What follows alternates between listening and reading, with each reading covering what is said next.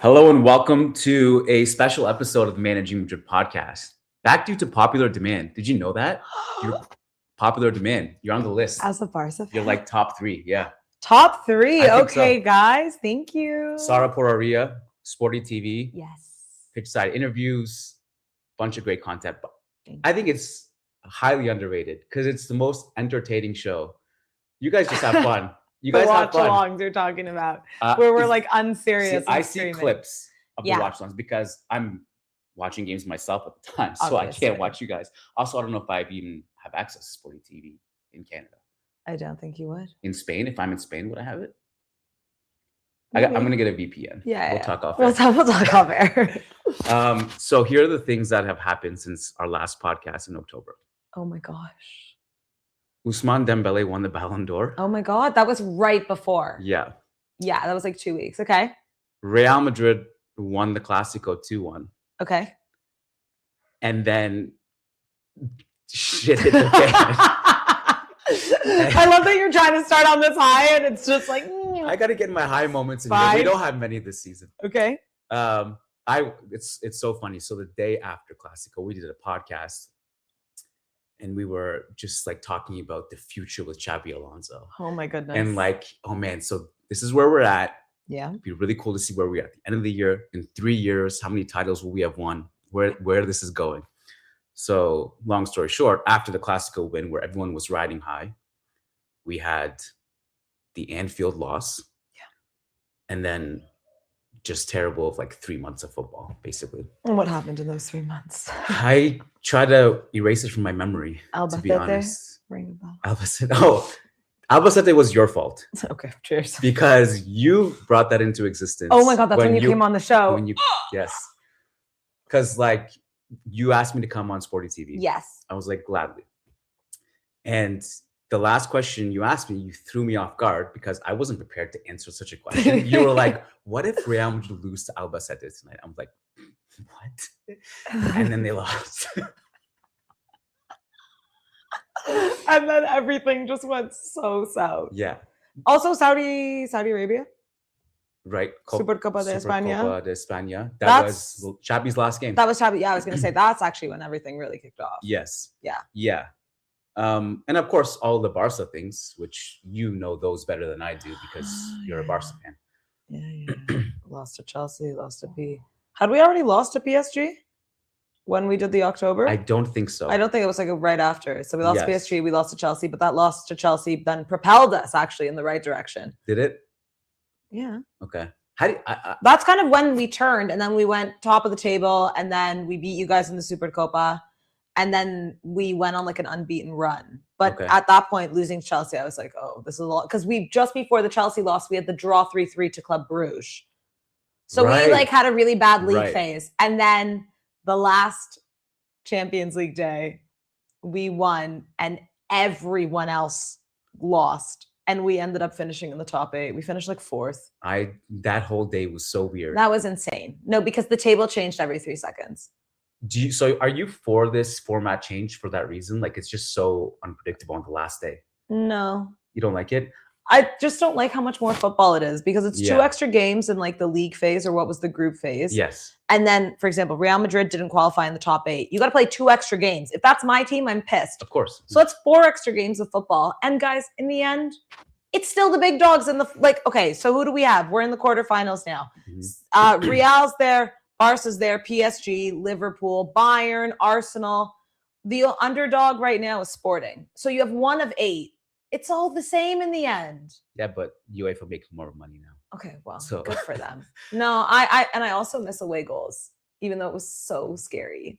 I miss like how hectic that used to be. You know what? I don't know if it's a hot take, but I agree with you. Yeah, like it used to. It gave me like ridiculous anxiety. Yeah.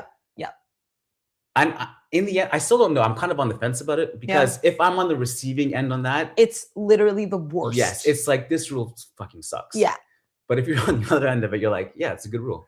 It's also just like it means something to score more at like an away stadium, I guess. I don't know. I do think, though, it has made the first legs more boring. Yeah. Taking away the away goal rule. Yeah. Because there's less incentive. Like, oh, it's like you could have a 3-3 draw at home, which Real Madrid had against Manchester City like 1 year, and it's 0-0. It's the same. Yeah.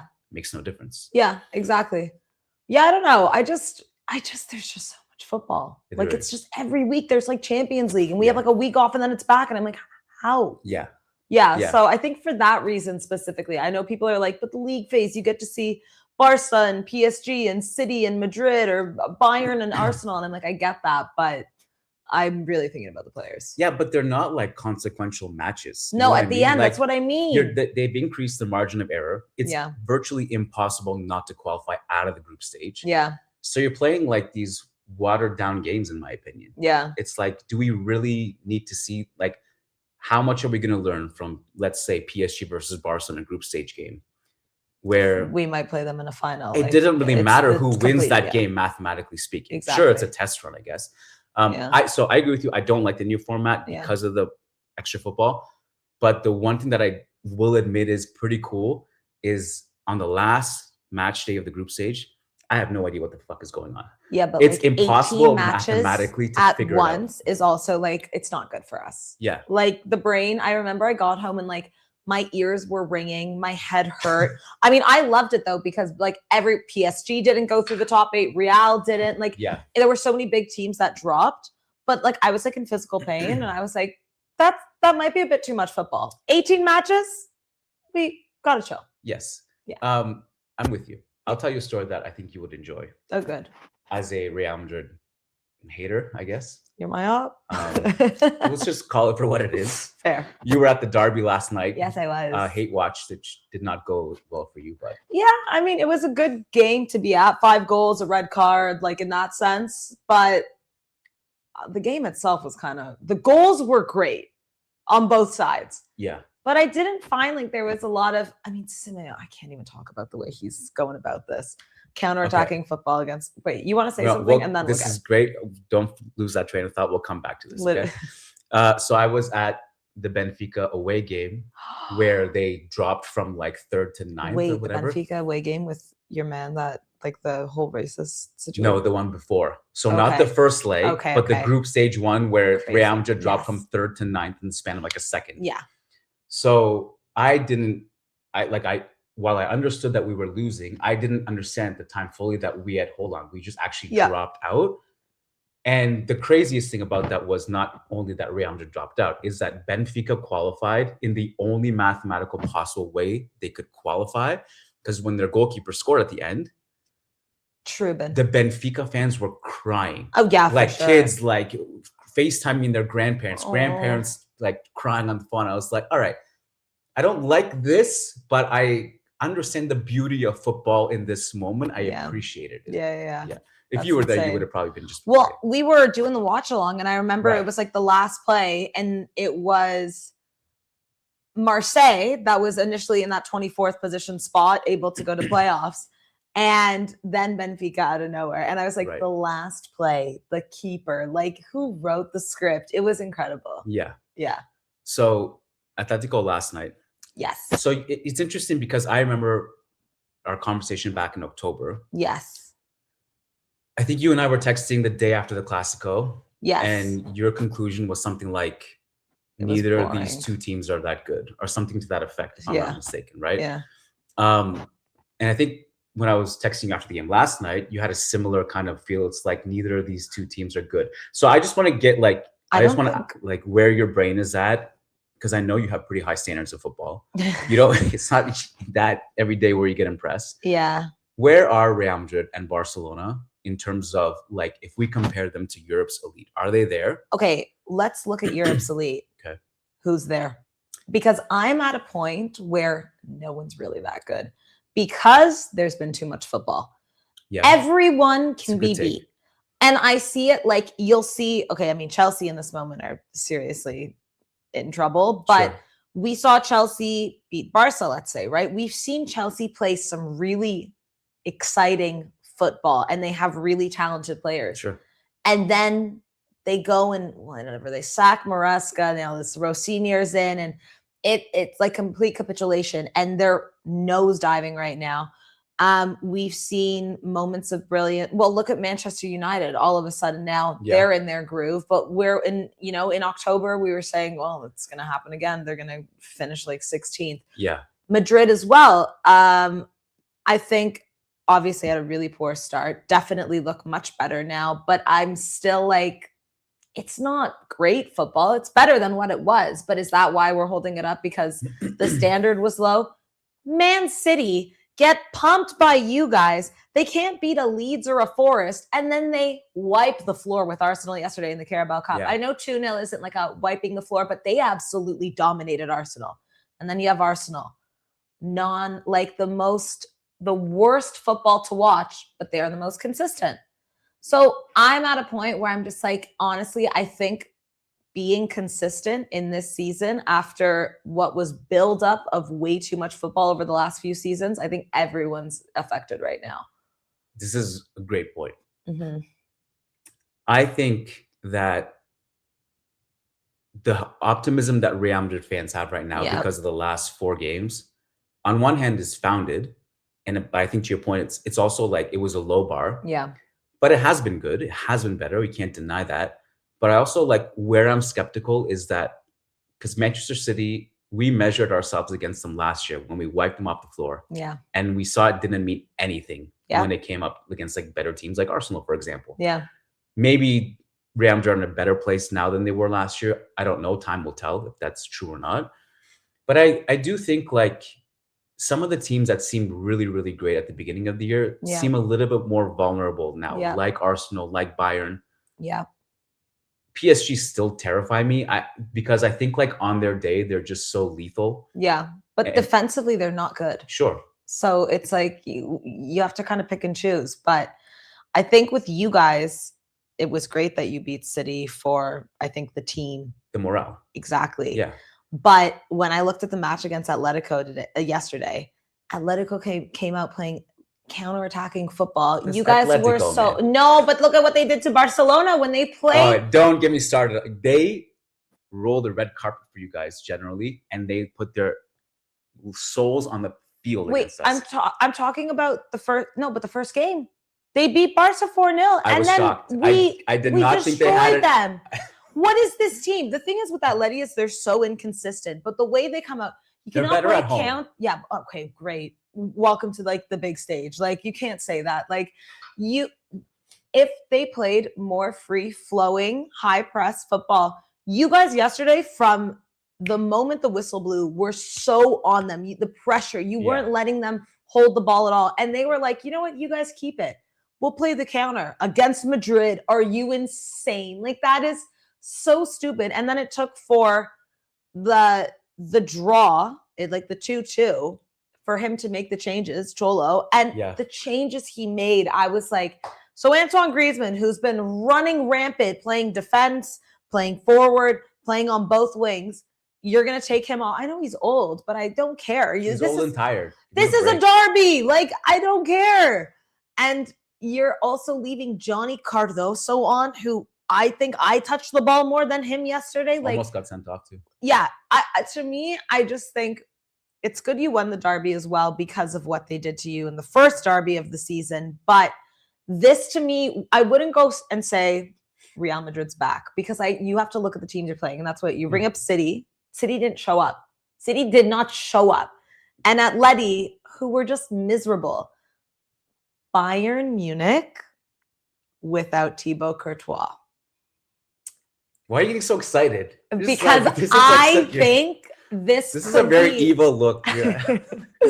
Genuinely, I think Bayern are one of the better teams of the teams we're talking about right now.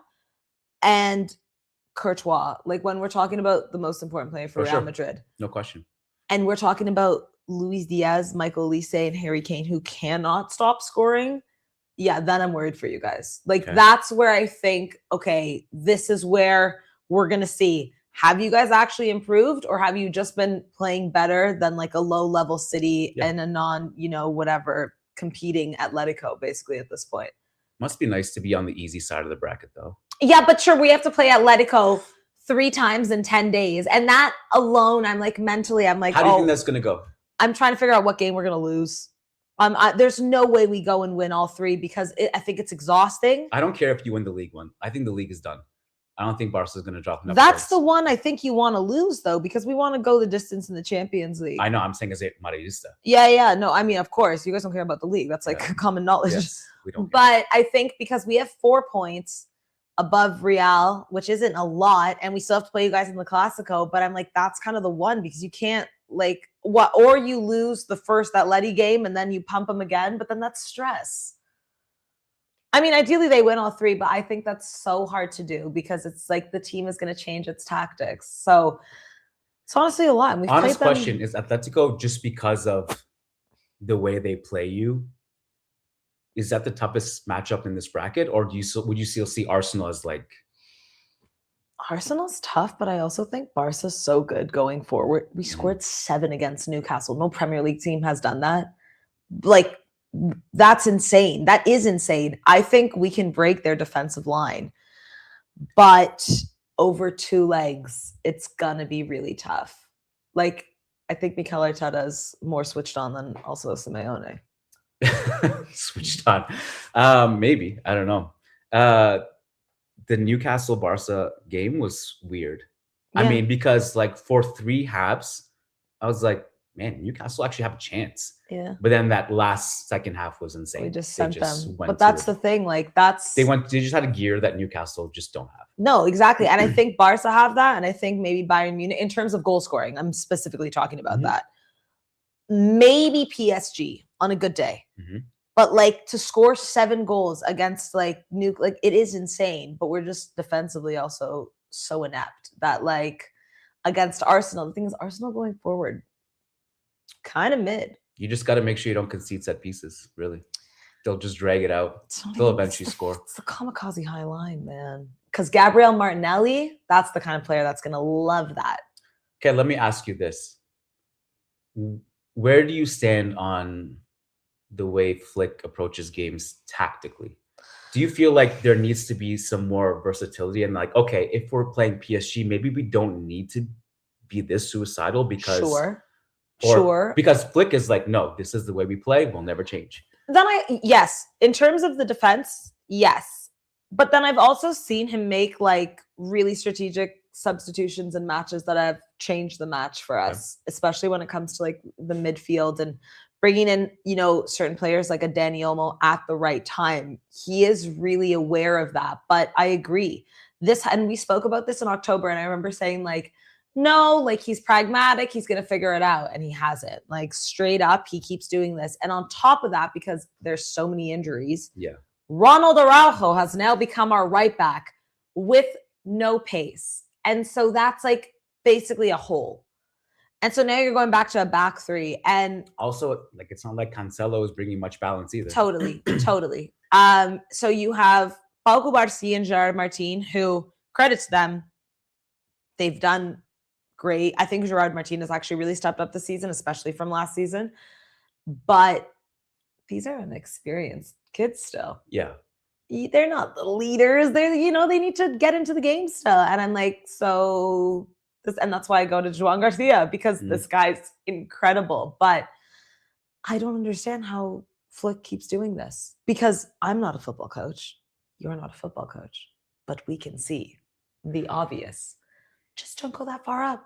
Hang out back a little bit. I mean, the whole thing is that if you score 5, it's okay. We'll score 7. That's the thing. Yeah.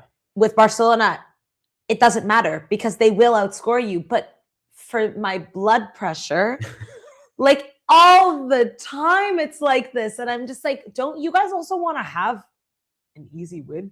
I mean, but it's also the reason why, if you're neutral. Yeah, everyone loves watching Barca. It's the most exciting. Like Barcelona's entire slate, their entire schedule is probably the most entertaining of all teams, because there's going to be goals for both teams. Yeah, that's so true. For the most part. Absolutely. So, and it's also part of the reason why I just feel like Barca can win and beat everyone, but they can also lose to anyone because they're going to concede a few breakaways. Yep. Literally, if Barca has 3 mistakes in a match, doesn't sound like a lot. Yeah. Those can be 3 goals. Yeah. That's it. Yeah. That pretty much was like the Club Brugge game. Yeah. Oh my God. I also think Newcastle, it was just like, Anthony Elanga, like seriously. He had some like horrible touches in that game and then had 2 goals by halftime. It didn't make any sense. All right, we're cooking It didn't make any sense. I really liked their left back. Lewis Hall. Yeah. He did great against Lamine. I will say no. He was their impressive. best player, but then everyone else was like, Tonali wasn't bad. Of the second half of that second leg. Well, the second half he got was finished. It was a gong show. Yeah. What do you think is going to happen now that Mbappe and Bellingham are back? In terms of, because this is a big question. Yeah. It's like the talk of the town now in Real Madrid circles. It's like, what's going to happen tactically, collectively? Obviously, Brahim Diaz is nowhere near the level of Kylian Mbappe. Yeah. But he literally runs himself into the ground on defense. Work rate is great. Work rate is insane. Yeah. Has like just flexibility and will sacrifice. He's okay with not having the headlines. Yeah. My thing is like Clinton actually asked me in that Sporty TV yesterday, and my thing was, look, it's Mbappe. You started. I mean, like, okay, he won't bring you Brahim's defense, but he'll bring you buckets of goals. Yeah. So like that's a trade you make. I also am not really concerned about Bellingham because there's never been a concern about Bellingham's work ethic. Or anything like that. And if you just shoehorn him in where Petarch is now, God love him, hardworking kid. Sure. But he's not Earn your spot. Yeah. So you just replace a hardworking kid with Bellingham, who has the same work ethic, but is just 100 times better. But still, like, even though those words make sense to me, it wasn't clicking before. We hadn't seen it. But maybe we have to give him the benefit of the doubt that this is Arbeloa has figured things out now that he just didn't know like a month ago. Yeah. Like you said, when it's players like Mbappe and Bellingham, you have to play them. Mm-hmm. You have to. But I'm not really as worried about Mbappe just because he's so clinical, like you said. Bellingham, though, this season, because of the injury, and I do think it's because of the injury, he's not been the same player. Honestly, yesterday, and this sounds, and I'm not saying this in like a mean way, but I feel like he is a bit heavier. How dare you? He gave you such a beautiful interview in the Club World Cup. I think he's class. I really like him. I'm just messing. No, I really like him. He's a very nice guy, but like he just looks like a bit out of shape, and like he also just be match fitness. Like it's. I think that's. I mean, I absolutely think that's what it is. But also this season, whenever he has, I haven't been impressed with him. I don't think he is the same Bellingham. He loses the ball so much, and also he loses the ball, and then I don't see him kind of tracking back to go and get it. Like I also feel like his mentality maybe shifted a bit, but for me, I'd be more concerned about Bellingham because whenever he has played, I mean, there's been a few games where he's been good, but a few games out of a whole season is not what you want from like your star midfielder. Yeah, I think there was a stretch where he was really good. But like I remember that the cup final against Barca was one of his worst games. I was like, he lost more balls than he got. Really needed him in that game to step up, and he didn't. I'm like, to me though, it's Bellingham. Like you know, players go in and out of form all the time. You know, I think he's earned the benefit of the doubt. I do think like there's been this like a lot of players in Real Madrid trying to come to grips with their new identity after the arrival of Mbappe. Mm-hmm. If that makes sense. Mm-hmm.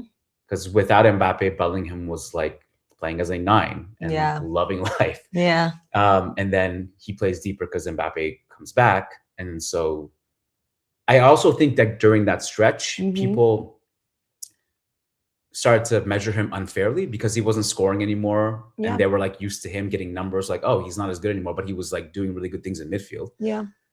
And then there's the whole Arda Güler piece, which is like they kind of operate in the same zones. Yeah. I think Güler is learning how to play a little bit deeper now. Yep. So I just like, I don't have answers. I'm just rambling and I have questions. Yeah. I mean, I couldn't agree with you more. I feel like you guys, it's March. Mm-hmm. Who's your starting 11? That's been the problem for Real Madrid all season. You guys have not had like a solid starting 11. What do you think it is? Like, have you thought about like what it should be? You start Courtois. Does it have to be Trent because you've brought him in? Because for me, like Trent going forward is great. Sure. Brilliant vision. Yeah. passing can create. But defensively, we know he's a problem. And I think defense, you guys struggle a lot back there too. Obviously injuries, but also like older players kind of going through a generational change maybe. But I guess you start like, okay, is Militao fit? Not yet. No, I mean like for the best 11. Oh, okay, sure, yeah. Because I feel like Eder Militao has to be in there. Yeah, if he's fit, of course. If he's fit, and then what? Rudiger and Carreras? Would you put Rudiger over Housen? Housen's looked a little bit better of late. Oh, I thought he was not good yesterday. Oh, come on. Really? Yeah, and I heard it from like a lot of people actually. I thought he made one really poor pass, but I thought he was good.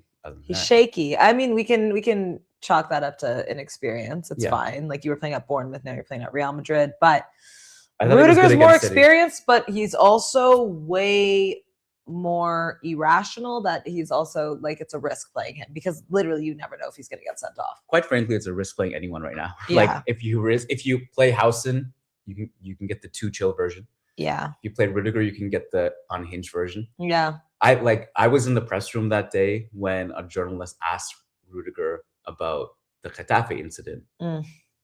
And his answer was like, first of all, I didn't love the question. I'm like, I don't love the question, but that's besides the point. But when Rudiger was verbalizing himself, the press room was like, what? Did you just give us that quote? He was like, if I wanted to kill him, I would have. Like, he would not have stood up. Honestly, I interviewed him at the I got what he was saying though, but yeah.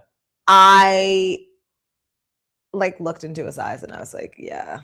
Did you interview him? Yeah. And then where? The Club World Cup? Yeah. And I don't want to say this because I obviously don't know, but like there was something that it made me uncomfortable. Like he's yeah, I'm not saying it. I'm not, but like you kind of look in his eyes and you're like, oh, are we 100% here? Hi. Like he's like such a loaded player. You can see it. And yeah, interviews like that doesn't shock me at all. Like he does not give a shit. But I think like it's because he's like kind of a little nuts. All right, so we got through 3 players in the starting 11. Militao, Rudiger. We actually only got to start like two Trent, players. Militao, Rudiger, Carreras, because who the hell else are you gonna play? You're being a little bit like, these are good players you just named. Like Carreras has had a good season. He's had a fine season. I don't think your standards. Yeah. I think he's fine. I think he's had a good season. He's been more consistent, and that I think makes you guys think that he's better than he is because no one else has been that consistent at Real Madrid. What else do you want him to do? Like you want him to be Marcelo? Like yeah, those are the standards for you. Well, you're gonna get that guy once every 50 years. So. Okay. In the middle, like I don't know if I'm starting Jude right now, to be honest. Like I haven't been impressed with him this season. But then you make it's Jude Bellingham. Like I really don't know. Chouameni has to get in there. Yeah. I think he's brilliant. Fede's there without a question. Yeah. Even before this little run he's had, Fede is always there. So then, I guess Jude. But then what? Chouameni's going to play on the left. Chouameni will just be the single pivot. Yeah. And then up front, Vinny and Mbappe and Jude. That's 11. No, sorry, there's one missing. So, like, I would love to say Rodrigo. Yeah, if he was healthy. I think he's a brilliant player, but he's been inconsistent. The last spot, because you didn't name Goulet. I don't like Goulet up there, though. I think he's better in the middle. Like, he's up better where, like, on the right wing, as a 10. Like, I don't like him on the wing. Yeah, but even if he plays on the wing, he doesn't really play there. He kind of acts as a fourth midfielder. But I also think Goulet this season hasn't been good. But maybe is that because he was playing in one position? Who has been good in Sara's eyes? At Real Madrid, Thibaut Courtois and Kylian Mbappe. Okay. I'm sorry, but that's like a fact. I'm not disagreeing with that. Let's not go around and say anyone at Madrid has been that. Okay, fine. Chouameni has been good. I think he's been better for sure than most players. Yeah. Fede didn't have a good start to the season. No. Fede's only kind of switched on recently, but I have so much admiration for him. I'm happy to say that. I think he was just fatigued. Like the guy was he plays nonstop. Yeah. Yeah. Plus all those trips to South America. Dude, trust me. He was almost at the top of the minutes list. But now we're talking about like from the beginning of the season to now. But I also like, I think we factor in like who's like Vinny is better now than he was a few months ago. Yep. The question is like, I think we may have had this conversation back in October. We haven't seen Vinny and Mbappe play good together. Like Mbappe will play good or Vinny will play good. Sometimes they link up at the same time. Yeah. But it's like for one game, maximum 2 games. We have not seen these two consistently play well together, and it's been almost 2 years. Does that scare you as a Madrid fan? Yes, because you're married to these guys for 5 years, for the next 5 years. So if it doesn't work, then we're screwed. Yeah. So you have no choice but to make it work because you're not going to sell one of them. Yeah. Well, are you? I don't know. The rumors. I mean, I agree. So. But there were a lot of rumors about Vinny for a while there this season. I mean, I think once Xabi left, it was like clear, like we're in your corner. Okay. And I think you should be because of everything he's done for the club. Sure. But it is definitely concerning. That being said, Mbappe is playing out of his position and still gonna win the Pichichi, which is nuts. And he's missed like a month too. Yeah.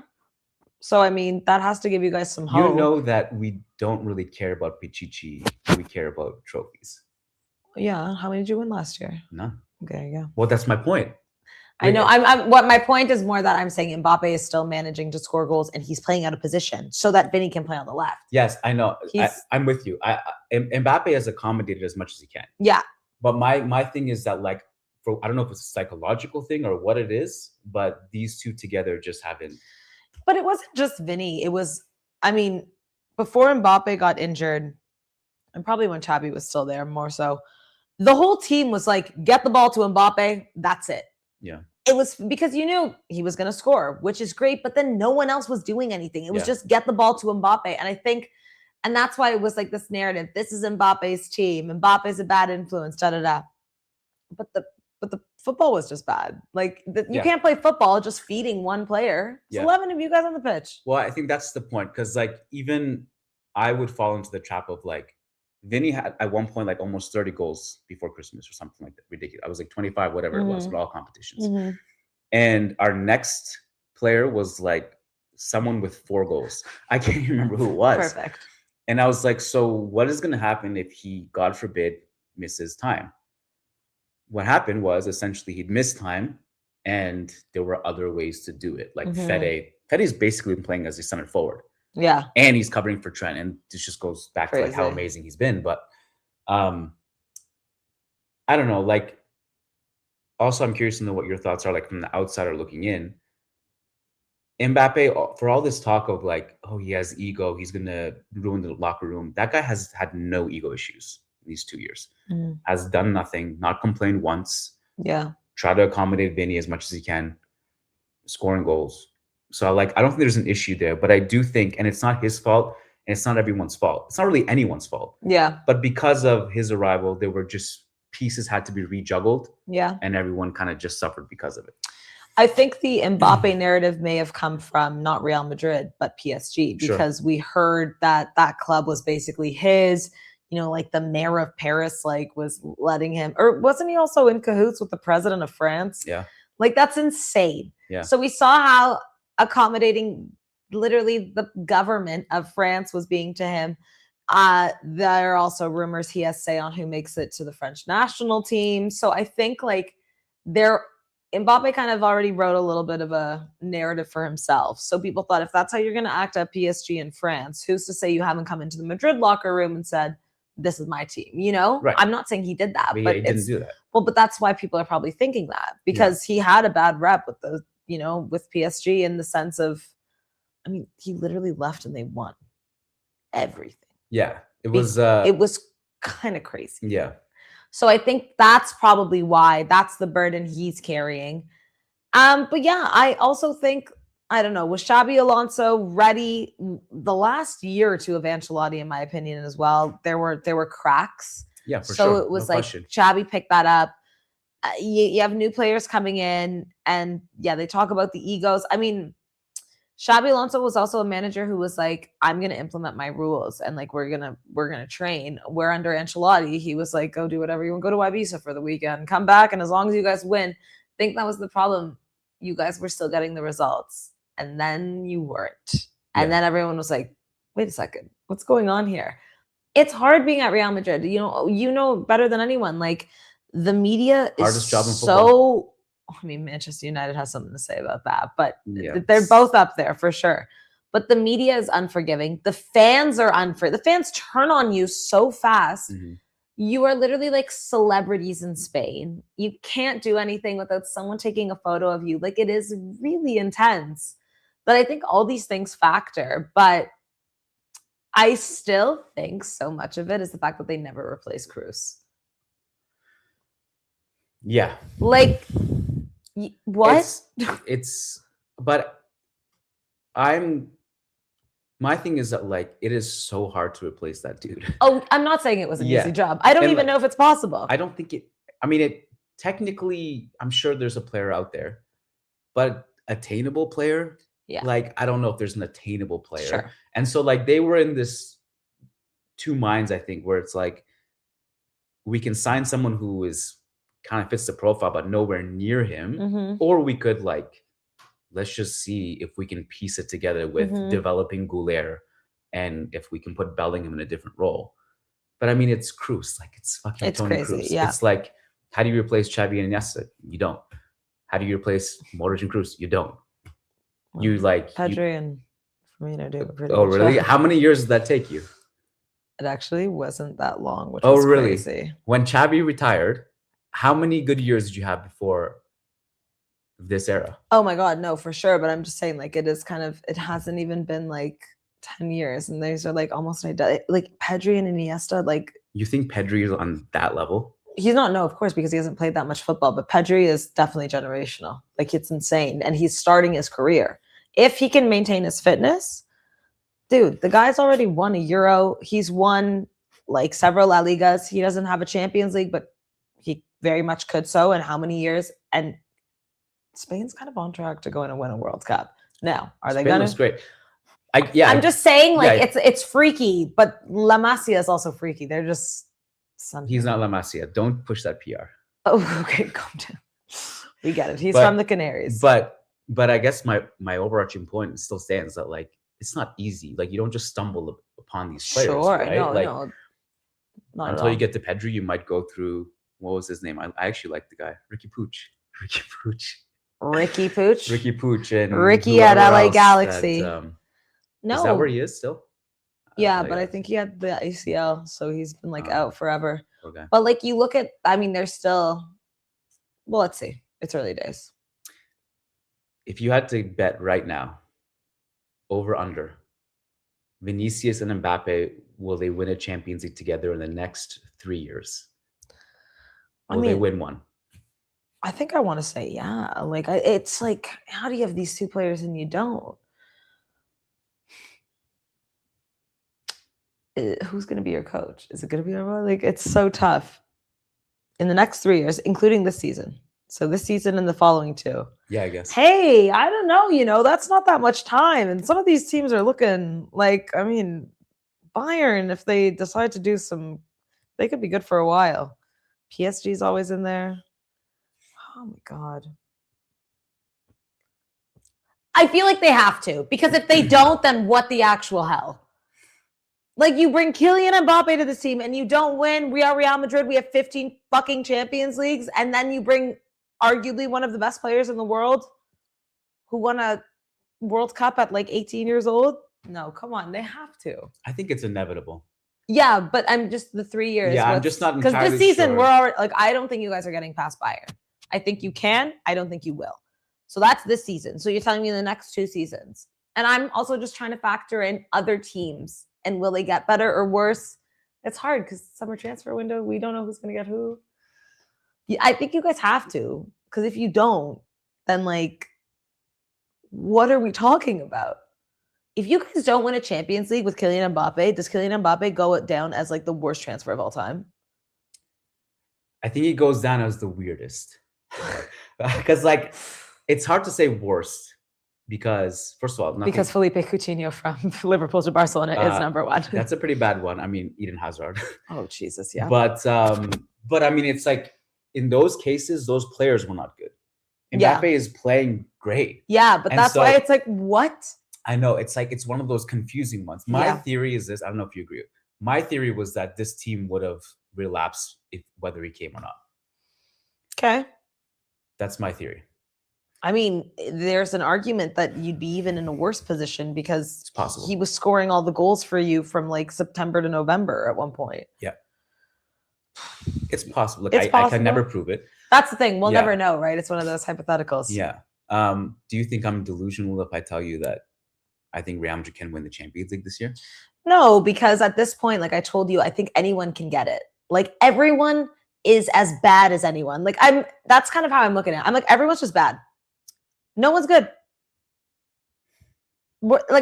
Anyone can beat anyone. That's what I've actually been saying all season. I agree with that. So no, I don't think you're delusional. Okay, thank you. I do think though Bayern looks to be one of the strongest teams right now out of a bad bunch.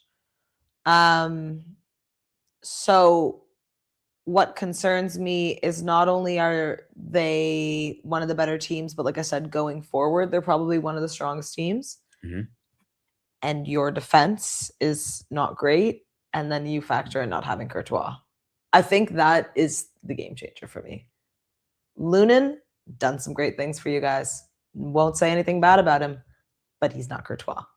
No, he's not. And Harry Kane is on a crazy war tear right now. Goals. You're not wrong to point all those things out. Mm-hmm. My devil's advocate would be 90 minutes is long as the that's cringe. I won't say that. But I mean, Haaland was this guy that Haaland's been like he's been off form, so I'll give you that. But I mean, last year he was on a tear before Rudiger manhandled him. But he never plays well against you guys. Yeah, because we have Antonio Rudiger. Yeah, I guess. But he also has been irrelevant for City for like 3 months. Yeah, that's what he's been off form. Yeah. But Lunin has been incredible for us. I mean, we won the Champions League with Lunin essentially. Yeah. And then Courtois played the final and wrapped it up. And he did. Yeah. And he should. Yeah. He's Thibaut Courtois. But of course. But this is arguably the best 3 going forward. Maybe one of them. And you want to go up against the best keeper then. Like, that's it. Yeah, but 90 minutes in the Bernabeu is a long time. Yeah, Declan Rice actually put that whole narrative to bed. I never want to hear that again. I don't want to revisit Arsenal. Those are 2 bad games that I don't want to think about ever again. Okay, we're 42 minutes in. Do you need an espresso? I feel like we need to give you a jolt of electricity. I know. Should we take a break and come back, or do you want to? No, I can keep going. You're gonna push through? Yeah, I don't want to have a coffee. It's 7. No, I need to sleep. I need to. Sarah's also had a long day at work. Sorry, I've worked all day. Yeah, wait, am I being a bad podcast? You're not. I'm telling the listeners. Just having a yawn here and there. More than anything. No, we're good. All right. All right. So, what are the La Liga things do you think is important to talk about? Okay, let's talk about the level of La Liga, because this season, I feel like everyone has been talking about how La Liga has dropped. And it's, we're kind of in an era where the Premier League is back. I feel like in the 2010s, La Liga was at its prime, obviously. Yeah. Messi and Ronaldo. But also, Atleti was there, Villarreal, Valencia, Betis with Joaquin. La Liga was the best league. And I don't care what anyone says. That was a fact. And then the Prem has been revitalized. And that's great.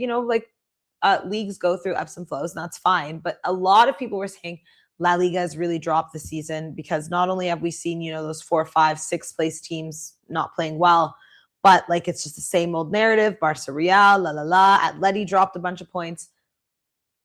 And then what happened in the Champions League? The Prem teams couldn't hang. It was very satisfying. It was, because I was like, there you go. And also, like I said, for example, Barcelona putting 7 past Newcastle. Yeah. What Prem team has done that?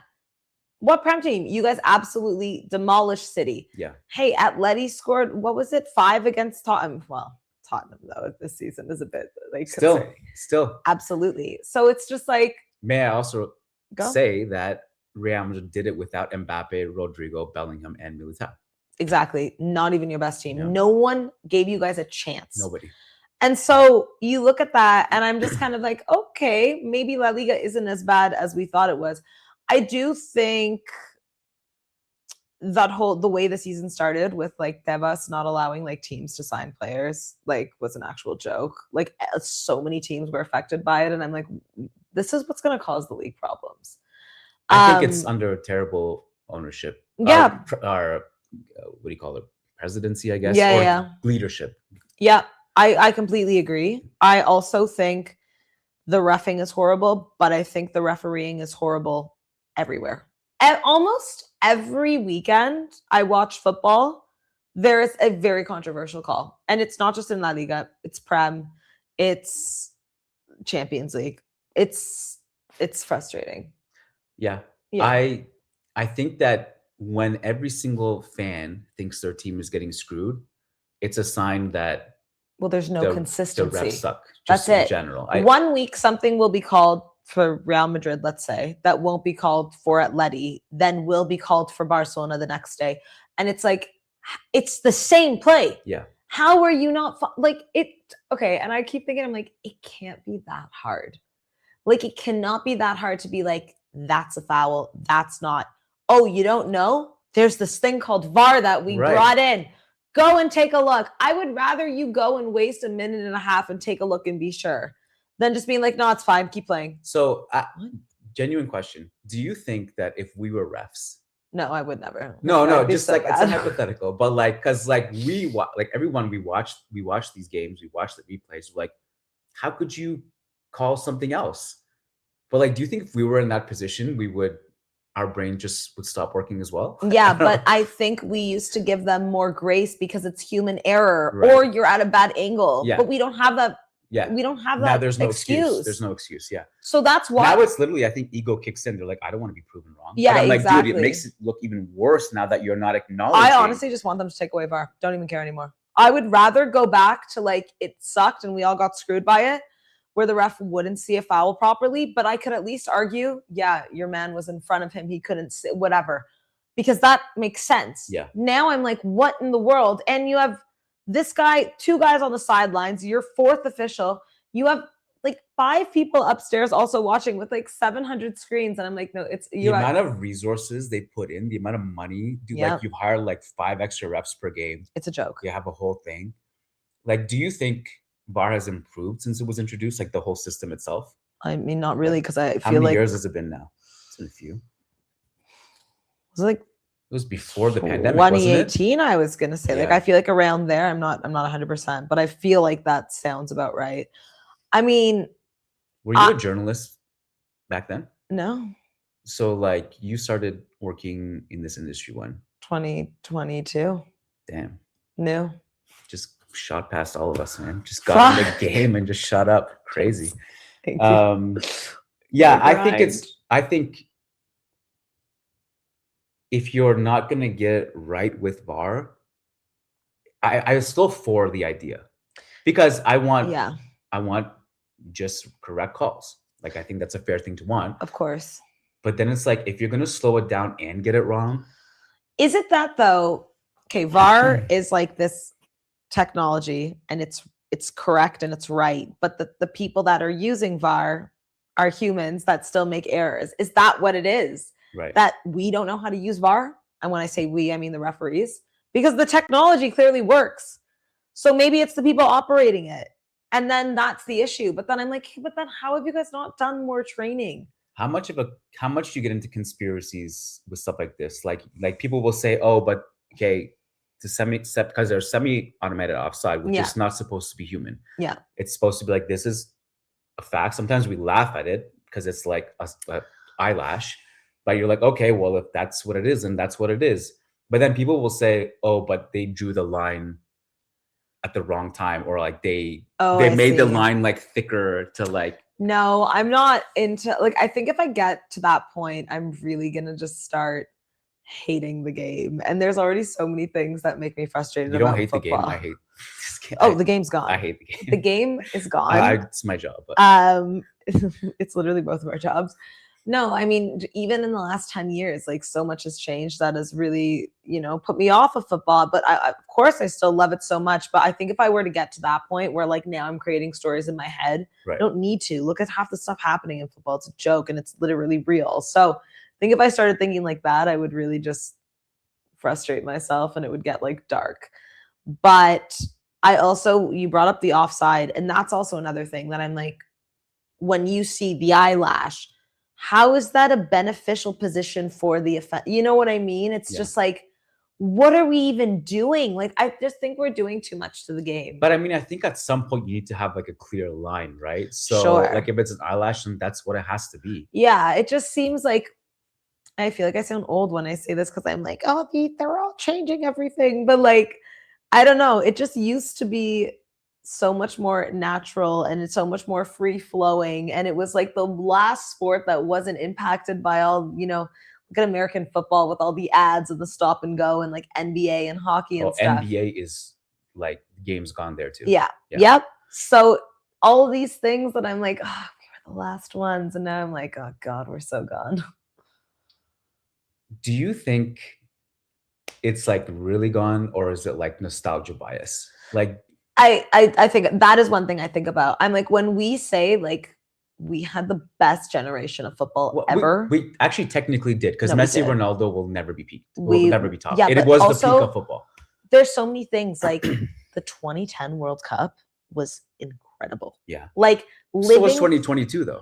Yeah, 2022 though was like insane. It was an incredibly entertaining tournament. It was from start nuts. To finish. It was nuts. But something about like 22. Yeah, and so I think like that, and I'm like, is it because though like we were young and we were like so like I mean looking at footballers like gods almost, like we weren't like I do consider that nostalgia is definitely a part of it. When was your first like? Do you remember your first tournament or your first year? 2006 was the first World Cup that I like retained. Okay. I kind of remember 2002. I remember like people like talking about it and it would be like on, but I can't say that like I remember that Brazilian squad because I would remember that squad was insane. Yeah. 2006 was like when I started to retain it. Right. Yeah. Right. So I think my theory is that when we were kids, we just literally sat our asses down and watched the TV screen. Oh my God. We weren't doing anything else. Now we're like, all right, so we got our phones open. We got other things. There's like so much other stuff. Like FOTMOB on, like we're trying to check like the stats. To your point earlier, all that stuff too. And then to your point earlier about like there's been so much football. So we don't appreciate or really care about the day-to-day games that are random. I personally, I won't lie to you.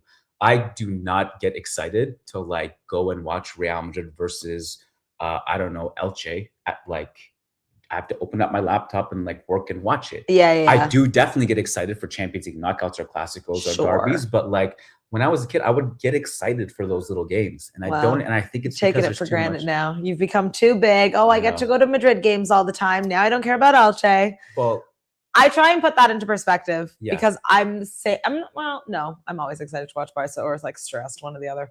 But I do have moments that I still find very surreal here in Spain where I'm like either at the Camp Nou or the Bernabeu or you're the just Metropolitana. living on a cloud. Well, I look around and I'm literally like, we can't apply your life to anyone. No, my point is that like not long ago was I trying to, make it in Canada and like still a diehard Barca fan watching, come on, we're here, proud of you, we're fucking here. Yeah. But like, I think we have to be thankful for that. But to your point, yes, there is simply too much football. And like, I do remember being a kid and it was like Saturday mornings, what are we watching? And that was kind of it. And then you'd get the Tuesday, Wednesday champions every once in a while. Yeah. And that was it. There was football on once a week. Yes. And now it's like every day there are games. Arguably the only time I don't watch games are like the Monday and the Wednesday because I actually can't be bothered to watch the Villarreal and the Europa League ones we're covering Europa League. So it's just like it's so exhausting doing 3 nights of like European football and then Saturday all day, Sunday, like you actually have to pick and choose because if not, you will not have a life. And like as much as you're a Real Madrid fan and I'm a Barca fan, I watch a lot of football. It's kind of embarrassing. Like I watch a lot of Premier League. I watch a lot of La Liga and Sunday night Serie A. Do you watch it out of interest or because you feel like you need to be informed as a journalist? Both. Okay. I definitely like do love watching like the big matchups. Okay. But at the same time, I find if I have let's say I have a weekend where, you know, I went away and so I'm not watching the football. I come back into work on Monday and I feel like I missed because there's so much football in 48 hours.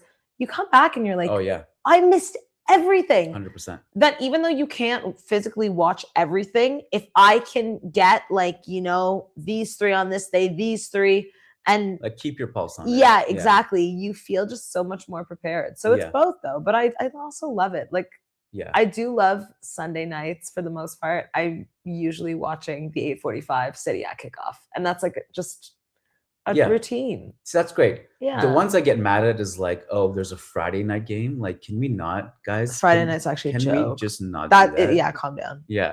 Yeah. Like for me, it's like I kind of want to watch. I mean, not kind of. I do. I want to watch Endrick at Lyon. You know, I want to watch. It's always a Liga game on the Friday night. It's always because Monaco and PSG on a Friday. Yeah. Why? Yeah. So I think we just have to accept it's not really possible. No, you simply cannot do it all. And God forbid, if you want to watch another sport, because I'm a big Formula One girl. Yeah.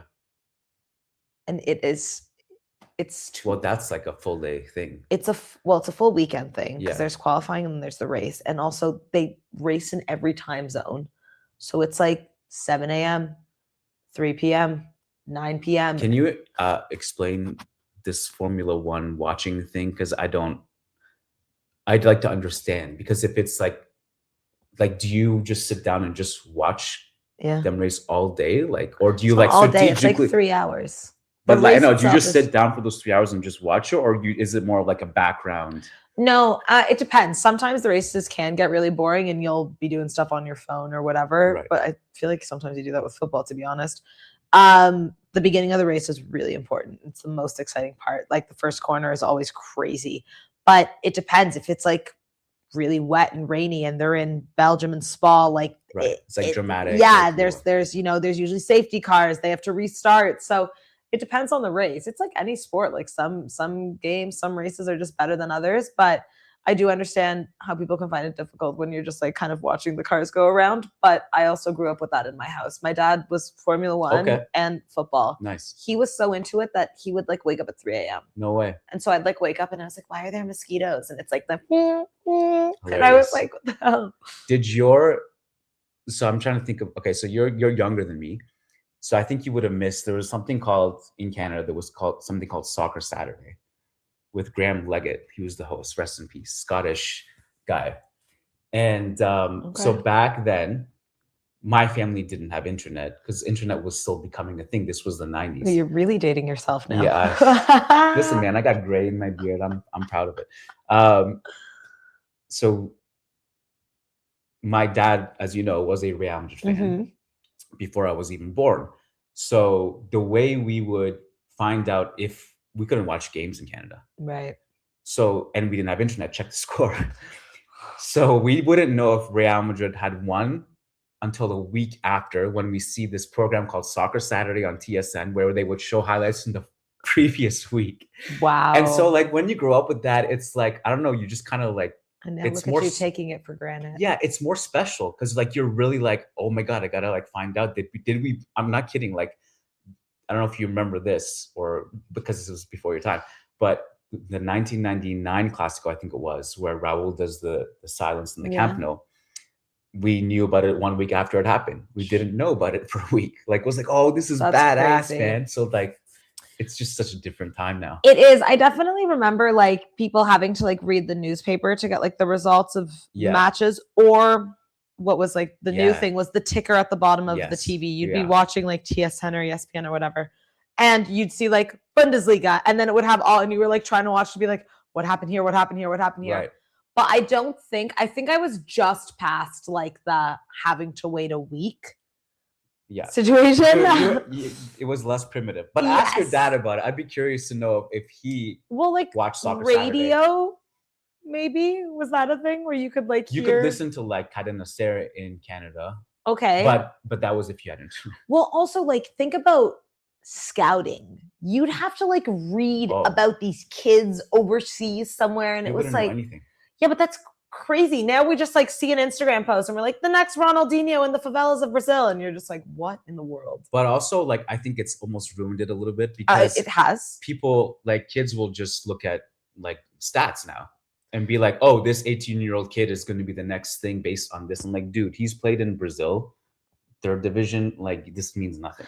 The thing is, though, and I think that's one thing I'm really thankful for just myself, is I've never been a stat girly. I watch football because I get joy from it. And there are certain players, like, that's why I love Lamine, because say what you want about him scoring or not scoring, watch the kid play. It's incredible. Yeah. And that to me has always been, I appreciate half the time it's not even the goals. I'm just watching what they do. And I'm just like, Ryan Cherokee, what the hell? That guy's crazy. There's certain, and that's, I think, why I love Fede too, because he's a player that like just gives you like emotion when you watch. Like, you see his hard work, you see what he's capable of and stuff. And then everyone's just looking at the stats, and I'm like, man, you've been robbed. Like, this isn't, that's not what football's about. I'm actually with you on this, and I'm like a pretty like data analytical driven guy. Okay. And I like, if you look at my analysis years ago, it was very data driven, and I've kind of weaned off it a little bit, not because I don't believe it, because I think people have just ruined it and taken it too far. Yeah. You need both. You need the eye test and the data. But like, I always think about this, like, in 50 years from now, are the kids going to look back and look at like Zidane not having big stats or Modric not having big stats? And they're going to look at that one play where like Neymar megged this guy or whatever. Like, right. That's what you remember too. You're like, do you remember when he went past all of them? Or like Iniesta's like La Croqueta and like just stuff like that, where you're like, that's what you remember. Yeah. Like, sure, you remember certain goals, but you weren't like, Ronaldinho scored 19 goals that season. Right. I couldn't tell you how many goals he scored. I mean, I don't know, but like for a period of time, Ronaldinho was literally like, he is him. He is the one. There was like a few years where I was like, this is literally Michael Jordan of football. No, the thing is, and like even Madrid fans like can't say anything. This guy was like the epitome of giving you joy watching, because he also did it with a fucking smile. Like, it was crazy. Okay, here's a fun question, because Ronaldinho reminded me of it, because Ronaldinho was one of the Barca players that I've always loved. Yeah. I actually, Neymar is another one. I've always liked Neymar. I think I like Neymar more than some Barca fans do. That's annoying. Who are the Real Madrid players that you just love, despite them playing for Real Madrid? Zizou, for sure. Okay. I mean, like, it's insane. I don't think Zizou has haters. No, definitely not. Also, my dad got me a France jersey when we went to France in 2006. I think it was like 10 or something. Zidane on the back, because it was the World Cup and the final and stuff. I still have that shirt. So like, yeah, that was sentimental too. But no, Zizou's an incredible player. Roberto Carlos. Okay. For sure. Marcelo. Do you notice the theme? A lot of Brazilians. It's hard to hate Brazilians. It's just like, I've never, and I have Brazilian friends too. I've never met a Brazilian that I just didn't love. It's just, there's something about them. They're like very like, they're warm. They're friendly. They're extroverts. Yeah. And they're just like, they're amazing. They don't take life too seriously. Dude, listen. So I just went to Brazil. Yeah. I'm telling you, this is the best place I've ever been. And that's the reason why. Okay, yeah, the nature, the party, the surfing, everything. Okay. But it's the people in that culture of like, they'll accept anyone. They're super open. And yeah, they don't take anything seriously. And it puts things into perspective, because we're over here, or God forbid in Canada, where it's like 10 times worse. And everyone is freaking out about over the smallest things. And you're like, shit. It's not even worth it. And then I'm like, they're living with like, they make way less money. You know, they might not be working these awesome jobs that we're doing. Man, they're happier than us. I'll tell you that much. I don't think they care about what we're doing. No. Like, we're good. Well, they might care about what we're doing because they love football. Let me tell you about the religion of football.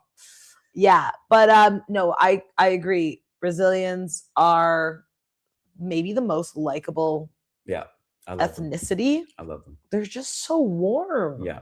Yeah. Okay, we're over an hour in. You want to do the AFCON? Oh, right. Thanks for reminding me. I knew there was something. So Sporty TV, for those who don't know, they cover La Liga for everybody in Africa, correct? Yes, Premier League, Champions League. So obviously you guys covered the AFCON too. Yes. So I think this happened literally the night when I was at the Etihad for the second leg, like during the game. Yeah. It was the 80th minute. Right. And we got the notification. And I think my producer in my ear was like, yo. And I was like, breaking news. This has just happened. And I was like, they tried to do it on a Champions League night so that we were not paying attention. Right. Well, interesting. I never thought, like, the timing was really weird. The timing was, I think, purposefully done. Maybe, yeah. 80th minute, come on. Of the second leg, right? When teams are going through to the next round, I think this is absolutely like premeditated. Brahim's like on the bench, so there's like cameras on him. They're like, he's like, what? Yeah, it was nuts. Yeah, I was honestly speechless, and it's really funny because a lot of sports journalists or football content creators that I follow, we all went home that night and we all did videos or content or discussions about AFCON. Right. No one cared about the Champions League, right. which was also like for all the teams. I mean, okay, it's the quarterfinals, but it's still obviously big. Everyone was like, this is what we're talking about today. And it was insane. So obviously, like, for those who don't know, they gave Morocco the AFCON. I'm sure everyone knows though. Because Senegal breached Article 82 and 84 because they walked off the pitch. Right. Fine. I also didn't agree with what Senegal did even in the time, even though I think they got absolutely They had robbed. the right to be upset. Yeah. But you still can't act like that. Fine. Yeah. Why are we deciding 2.5 months later? Yeah. Why was there no investigation that was made public to the public from CAF saying that we are going to launch an investigation? 2.5 months later, hey guys, we're giving it to Morocco. Yeah. CAF is, and I think what is the most infuriating thing about this whole thing is, like, you look at what Jamie Carragher said. What did he say? He said this, it was like viral last year. He basically said like AFCON isn't as serious as, Euros or Copa America. And people were losing their mind and they were like, oh, this, white, British, racist, blah, blah, blah. And now, shit, we're making Jamie Carragher look right because the way this has sent AFCON, African football, back so much, especially considering the last two AFCONs were pretty well done. And there's so many good players coming out of Africa. And it's like, you guys act like that, like you're ruining the sport in that continent. And it's not the players, it's the federation. Of course, yeah. And it's so infuriating because honestly, I cannot blame someone who says, you know what, I'm not doing this anymore. I cannot keep doing this. It's a farce. I'm more curious, like, what happens now? Like, they put it in a lion's den. The AFCON's in a lion. I know they were like protecting it. Like, I heard they took it to like a military base or something. That's insane. Well, there's obviously an appeal going on, so there's like a whole legal side of it. But who cares anymore? Listen, this is shitty for both sides. Yeah. First of all, no one was happy with Morocco after that final. Yeah. And then now they're saying they won it. Moroccan players aren't even celebrating, probably because they don't feel like it's such a... I wouldn't celebrate. If it were me, you would never... That's how I'm going to win? I'm not touching that trophy. No chance. No. Yeah. So I think a lot of them have that mentality. Then there's the Senegalese players who won it fair and square, well, allegedly. I mean, they didn't implement the rules, so that's not their fault. And now you're saying, well, we're taking it away from you. Yeah. So you've tarnished their win. It's a joke. Like, it's actually it was dealt with horribly. Like, I think they should have just not done that at all, obviously. Or do it in the moment. Do it in the moment. Yeah. So you guys walked off. These are the rules. Or literally just tell them, if you guys walk off, it's over. Yeah. So you have a choice to make. It's just... But also, they came back. So, like, I mean, I don't know. Look, either way, the whole thing is a farce. It is. Yeah. It's just for African football. It's like, you're really tarnishing it. And like, this is why people don't give it credit. And you cannot blame them anymore because it's actually like, it's ridiculous. Yeah. Like, I know we've seen some sketchy shit in football through the years. Probably the most similar I always compare it to is South America. Mm-hmm. But nowhere near. Like, South America has leveled up so much more. And there's still so much going on over there. But I think maybe with South America, because of like the amount of insane talent they produce, maybe that's why they like get by. But it's still not like this. I don't know.